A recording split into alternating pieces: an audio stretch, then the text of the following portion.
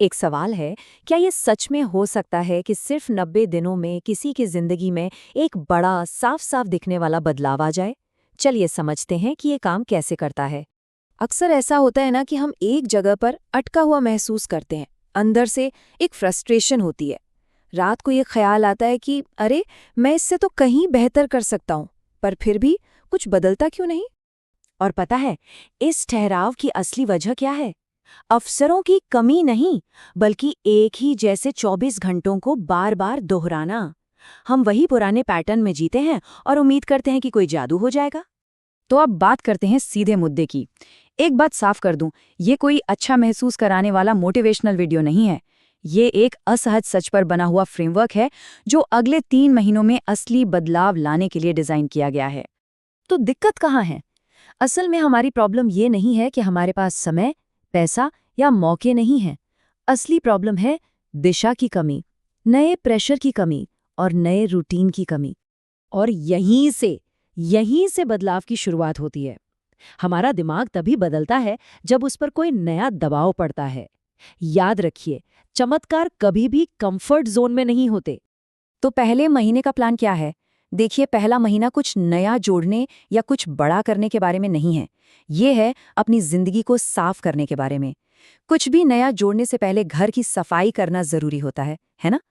सोचकर देखिए, ये बात कितनी सही है। जब घर गंदा होता है तो पहले झाड़ू लगती है, नया फर्नीचर बाद में आता है। तो पहला महीना उन चीजों को हटाने का है जो हमें पीछे खींच रही हैं। तो वो कौन सी चीजें हैं जिन्हें पहले महीने में ही जिंदगी से निकाल फेंकना है? ये रही लिस्ट। बेकार की स्क्रॉलिंग, नकली प्रोडक्टिविटी और हाँ, व्यस्त रहने का दिखावा।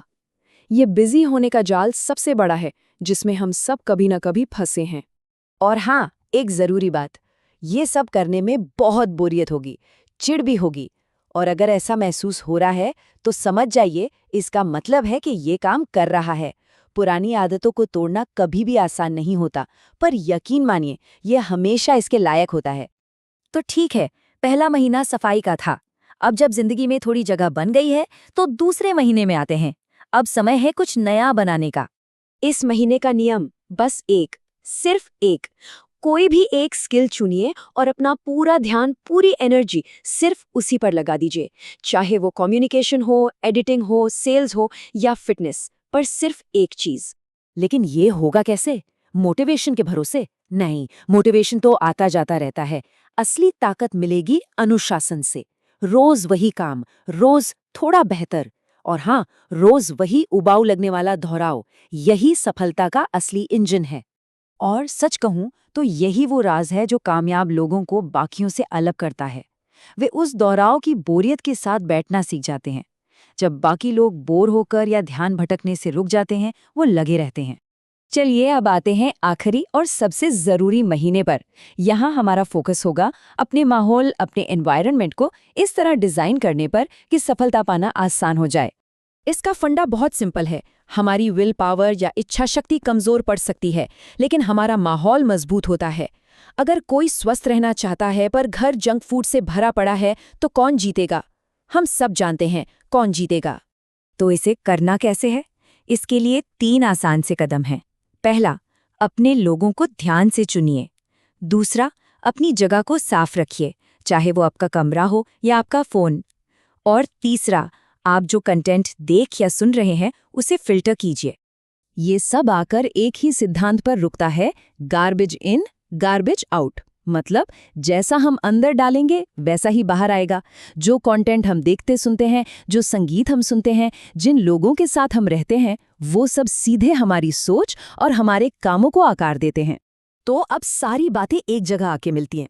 आने वाले 90 दिन एक बहुत बड़ा, एक बहुत जरूरी मोड़ साबित हो सकते हैं।